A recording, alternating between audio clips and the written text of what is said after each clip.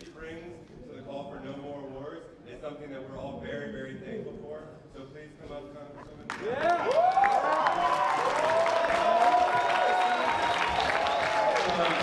Nice to see you again.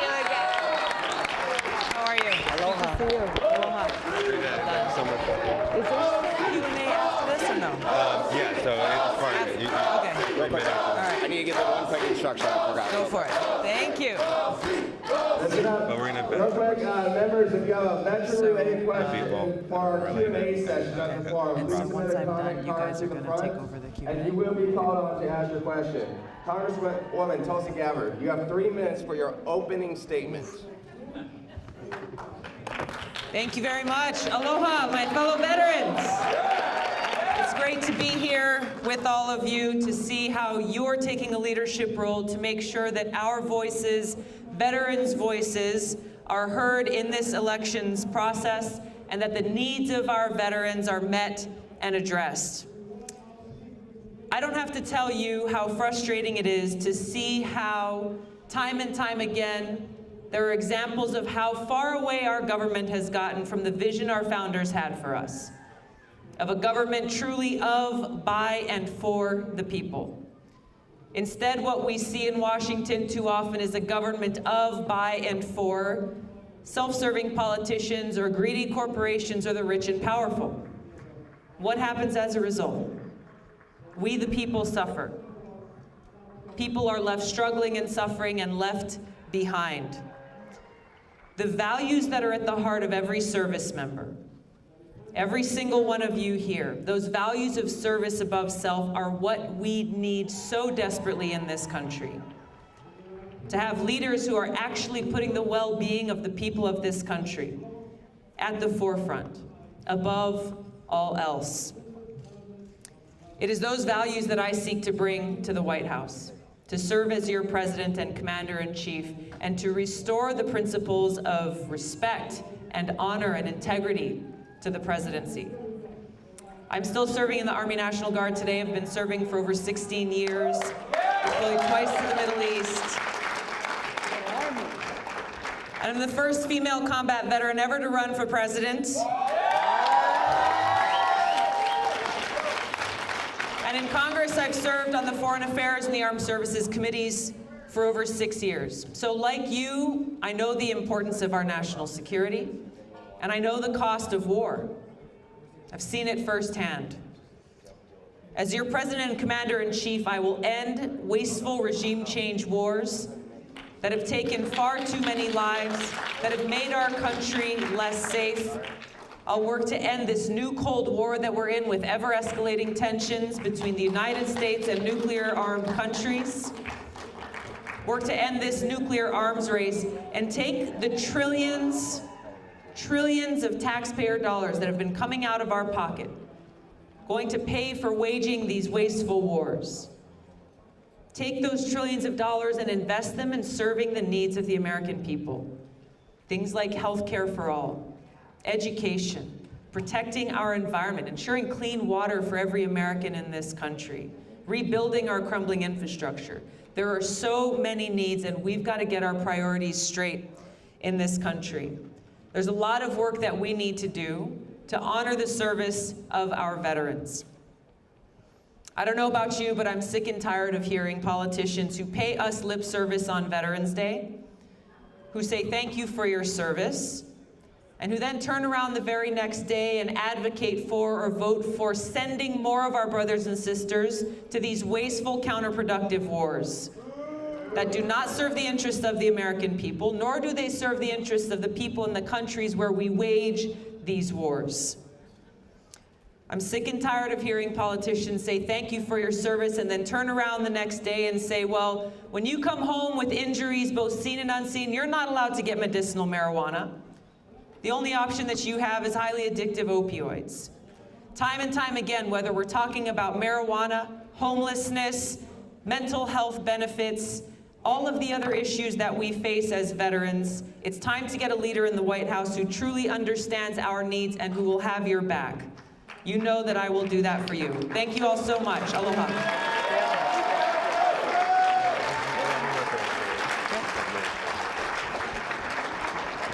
Thank you very much for that, Congresswoman. One of the things that we, as a caucus, would like to hear from you is your top veteran-related priorities once you're elected to the White House. And again, as Robert says, you have 3 minutes. I think the first and most important thing is recognizing that the most important responsibility that the president has is to serve as commander-in-chief. So rather than continuing the status quo, I think it's essential that as commander-in-chief to know that I will stop creating more of these wasteful wars that cause so much pain and injury and loss of life to our veterans. We can look at the issues that still exist within the VA. It's a bureaucracy, unfortunately, that still serves the bureaucracy rather than actually meeting that mission of putting veterans first. So whether we're talking about healthcare, disability benefits, truly affordable housing, mental health care, care provided to those who have been forced on these highly addictive opioids and then have no other recourse as they seek recovery. These are all major issues that must be addressed to meet that mission of the VA, to actually serve our veterans and honor their great sacrifice.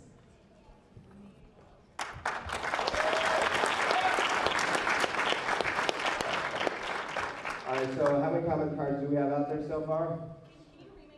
All right, so once again, hold them up so everyone can see. If you have a question, please submit it on the comment cards, bring them up to the front. In the meantime, let's take one question from the mic. So anyone have a question? Let's start with recognize Richard Valdez to come up to the front.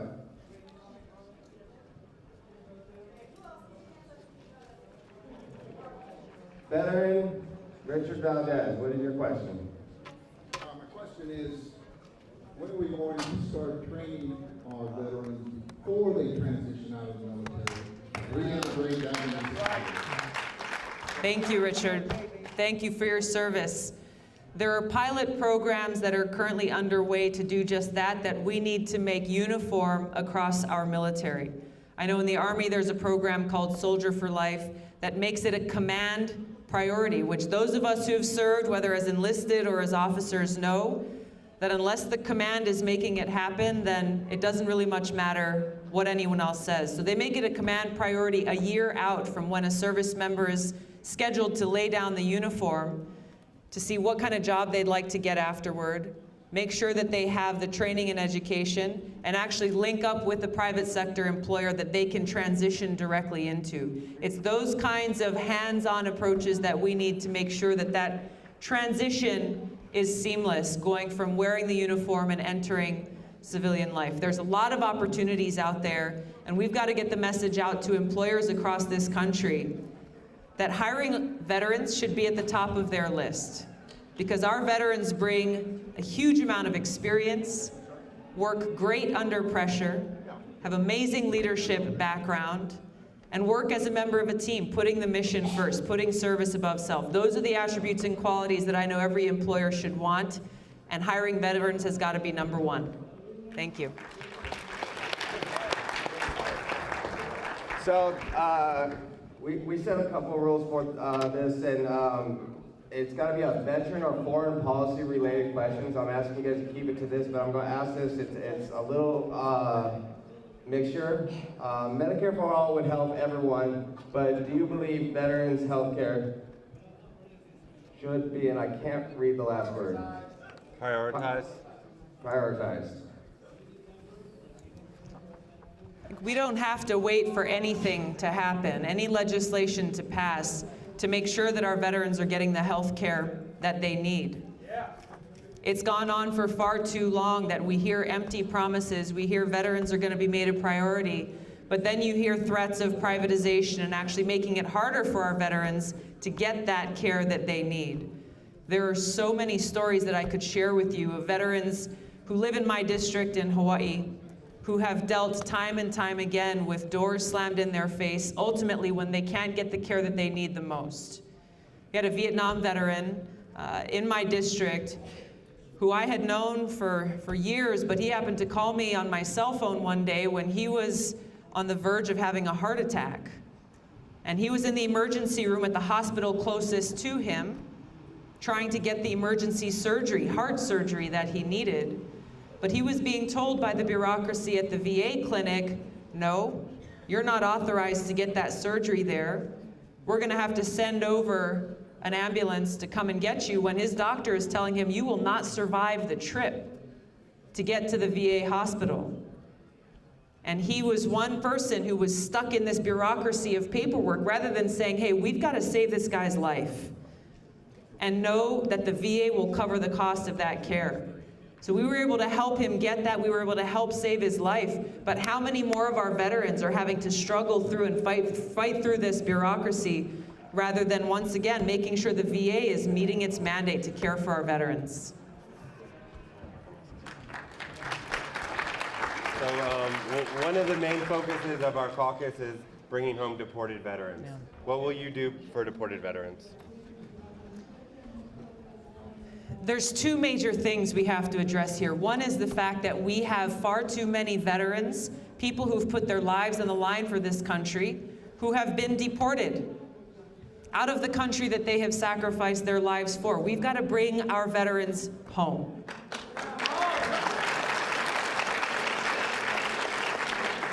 And the second thing we've got to address is the fact that many veterans who may not be citizens, or service members who are not citizens, they're not educated about what their rights are, what their opportunities are. And even those who apply for citizenship, we're seeing now, are getting rejected at higher numbers than those who are not veterans. This dishonors their service, their sacrifice, the sacrifices that are made by their family members. It is a slap in the face for every single one of them to go and deploy, to go and to fight in these wars that they had no role in making a decision on, to come home, to apply for citizenship, to be a citizen of the country that they fought for, and then to have the door slammed in their face. That's got to change.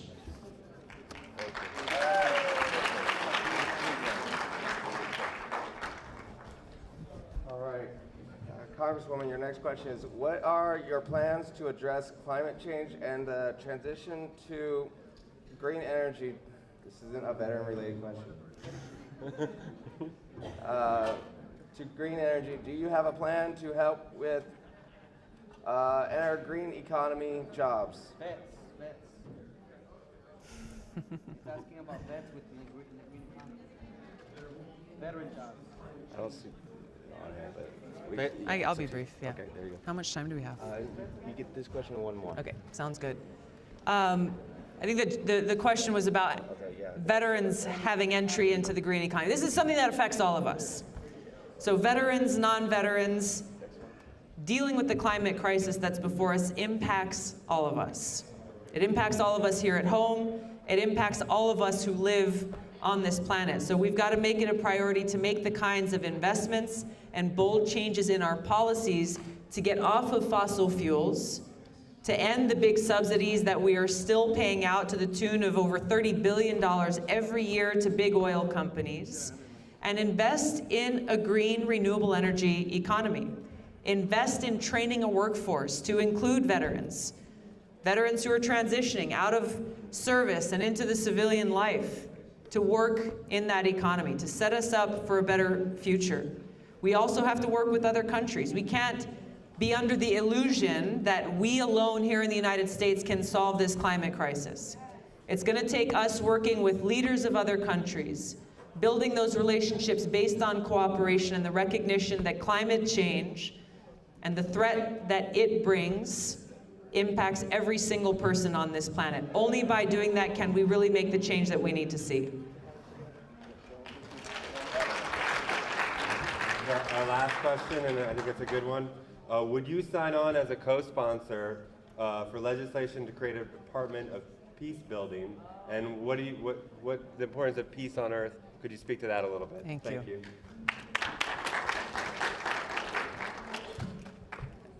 I think it's a great idea to have a Department of Peace to remind us of the kind of work that we should be doing as a leader in this world. As a leader in this world, we should not be doing what this administration is doing and pushing for regime change in Venezuela, pushing for regime change in Iran, using our military as Saudi Arabia's armed forces rather than recognizing that our service members sign up to protect and defend the United States of America and the American people. This requires strong leadership and the right kind of leadership, and a recognition about what our mission is and the great sacrifices that our service members make. The experience that I bring to this job of President and Commander-in-Chief best equips me to fulfill that promise, to be able to execute that mission, to make sure that our troops are only sent on missions truly worthy of their sacrifice and only as a last resort, seeing the value and the necessity of diplomacy and dialogue, understanding that unless we have the courage to meet with both adversaries and friends, the only alternative is war. Thank you all so much for having me here today. Thank you all. Aloha. Okay. Yep. Sorry. We didn't have time to go over all this. They told me I got 2 more minutes. I'm going to take advantage of it.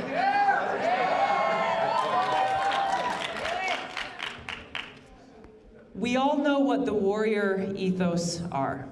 These warrior ethos that are ingrained in every one of us from the time we go in on our first day in basic training or boot camp and throughout our time in service. In service to our country, in service to our people. Which is why it's so important for us to continue to stand up, to continue to live out those warrior ethos of always placing the mission first. I will never quit, and I will never leave a fallen comrade. Those ethos that we live when we wear the uniform continue even for those who have laid the uniform down. It is that mission that we are charged with, to stand up for one another, to stand up for peace, to stand up against costly, counterproductive regime change wars, to stand up for diplomacy and dialogue, and to stand up and make sure that we hold leaders accountable in this country, to hold them accountable, that they are fulfilling their mandate to serve the American people first and foremost. This is my commitment to you, that I will continue to carry those values, those ethos with me to the White House, to the presidency, to serve you as Commander-in-Chief, and honor the service and great sacrifice that every one of you, every one of our service members and their families make. Thank you all so much. Aloha.